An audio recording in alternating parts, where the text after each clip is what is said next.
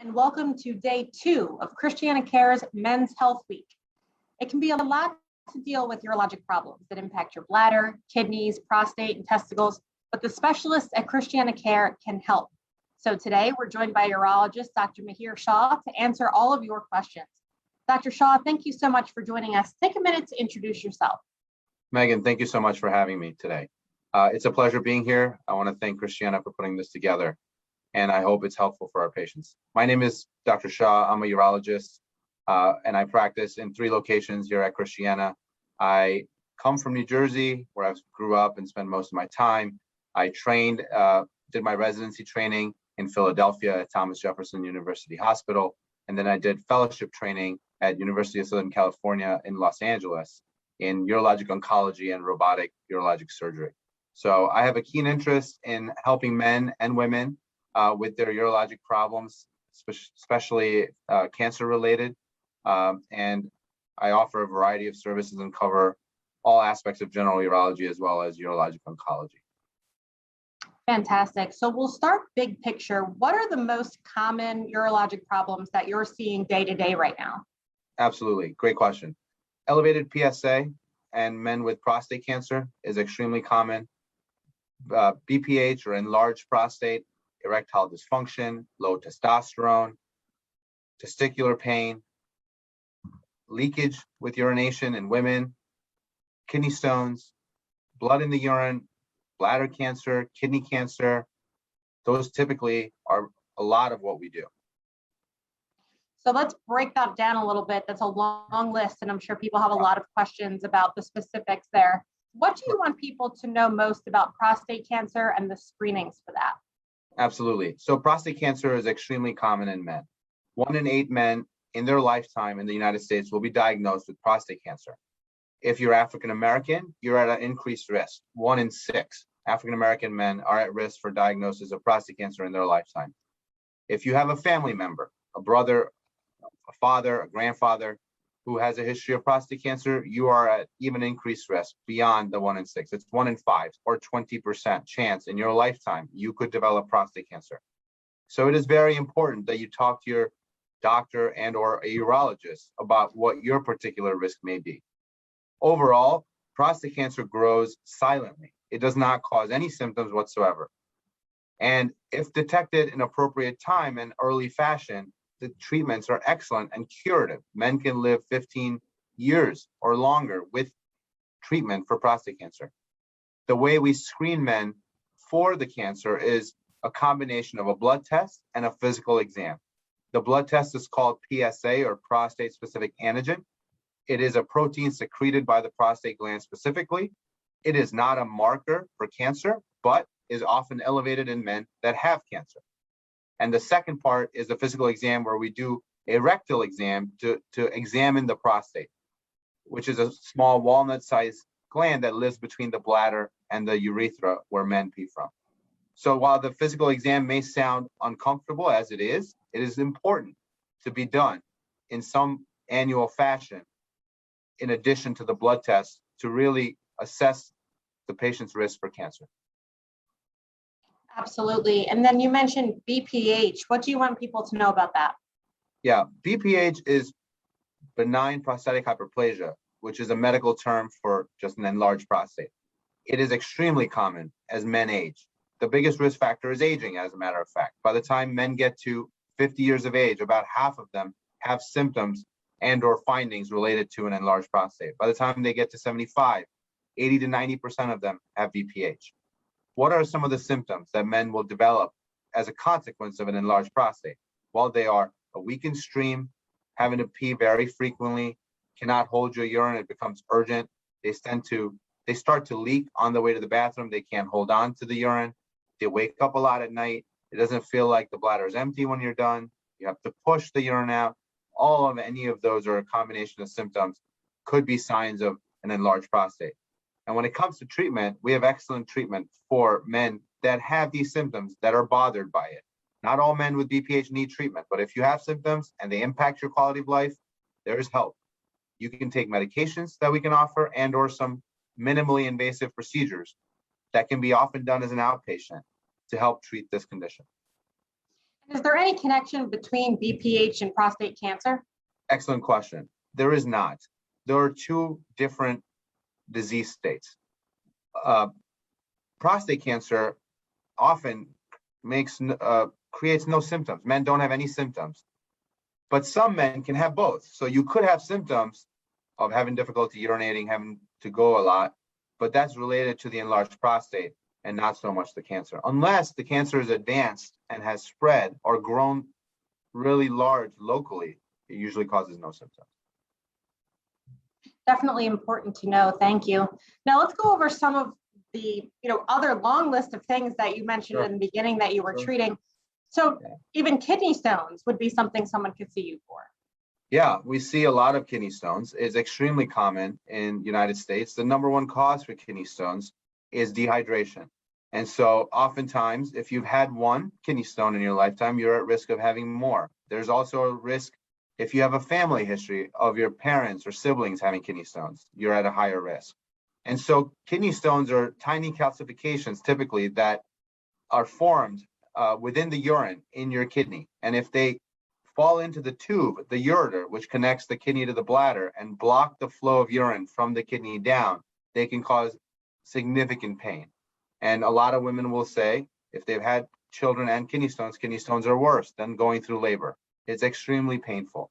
And so treatment for it is usually associated with either trying to see if the kidney stone will pass on its own, or treating it with laser, where we go in and break up the stone and get rid of it, or giving treatment from external shock waves, or lithotripsy as they call it, where it's non-invasive, and we try to break up the stone in place by giving it some acoustic shock. So there's a whole lot of options for treatment for kidney stones.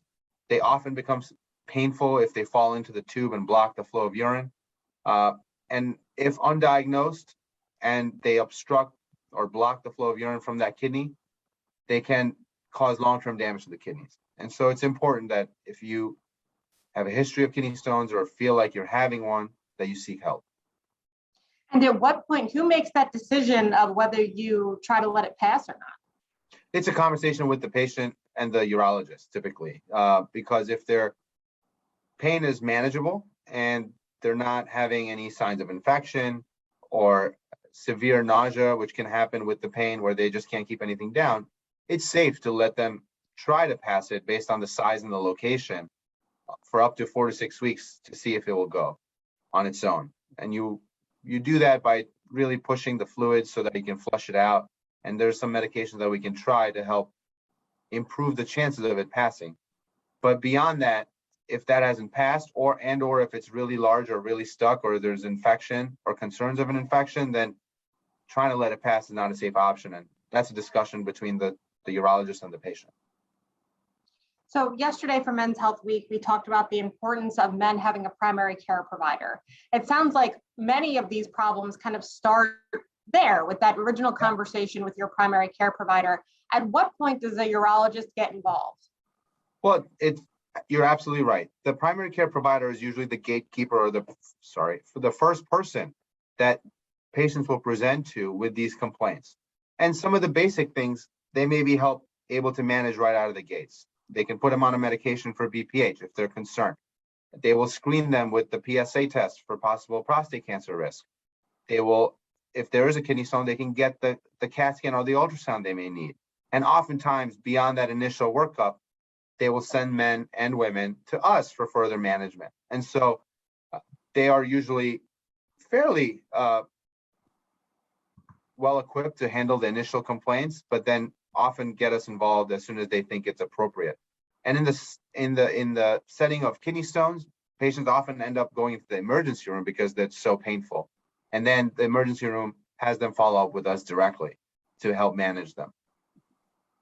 So what other, other than kidney stones and the prostate issues, what other problems do you want to make sure that people understand that you are here to help for? I think two of the biggest ones that I think are worth talking about is blood in the urine, or what we call hematuria. That is often painless. It doesn't cause any pain when it happens. And it is the number one risk factor or first presenting sign for possible bladder cancer. This is linked very closely to smoking. So if you're a smoker and you see blood in the urine, it's very important you follow up with a urologist or at least your primary provider to talk about it, because you may have undiagnosed bladder cancer. And workup for it includes a couple steps, which include physical exam, a urine test, a CAT scan often, and a cystoscopy, which a urologist performs. So it's important especially if you're a smoker, even if you're a non-smoker, if you see blood in the urine, you need to get help. And then the second thing that we should talk about, especially because it affects men, is erectile dysfunction. But often it also impacts their partners who are women because of inability to have sexual activity or intercourse. Erectile dysfunction is extremely common. It occurs with aging, but often is associated with other medical problems: diabetes, high blood pressure, cholesterol, heart disease, history of a stroke, blood clots. Any and all of those can put men at increased risk of erectile dysfunction. One of the most important things to note in our younger men that may be experiencing these symptoms is that often is the first sign of possible heart disease. So if you have no other medical problems that you're aware of, if you're not sure if you have any heart disease, to start. If you develop erectile dysfunction, you need to talk to somebody because you may be at risk of heart disease.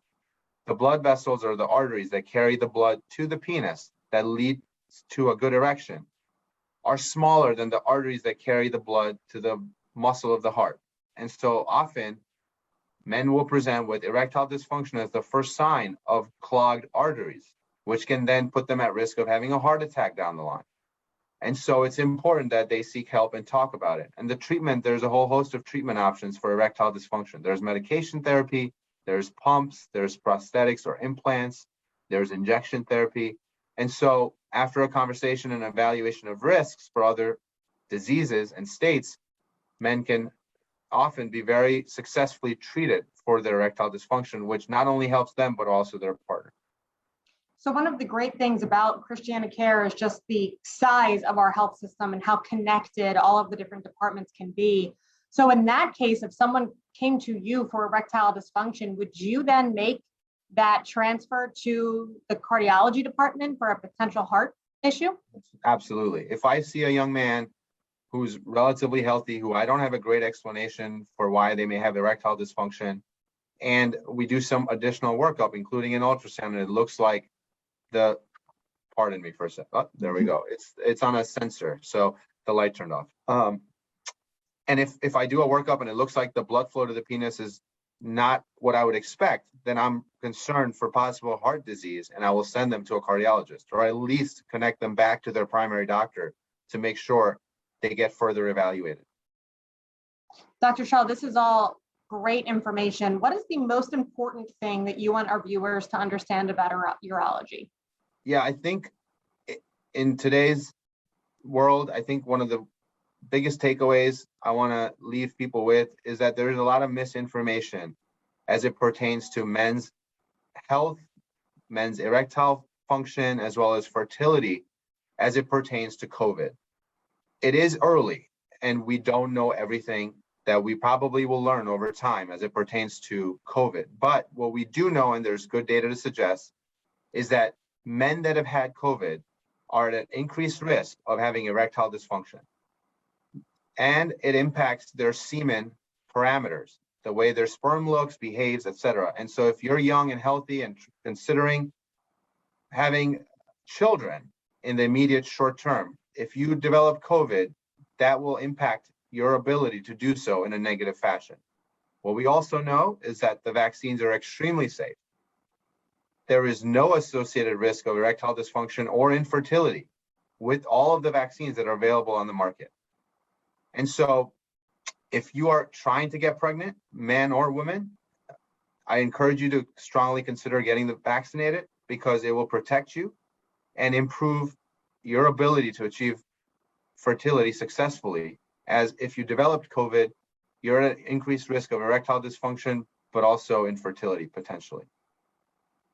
Such important information. And if someone's watching and has follow-up questions for you or would like to speak with you or someone else in your practice about an issue they may be having, how can they get in touch with you? So we see patients in 3 different locations. One is Wilmington Hospital, the other one is in Newark, Delaware, and the third one, I see patients in Chatsford or Concord location.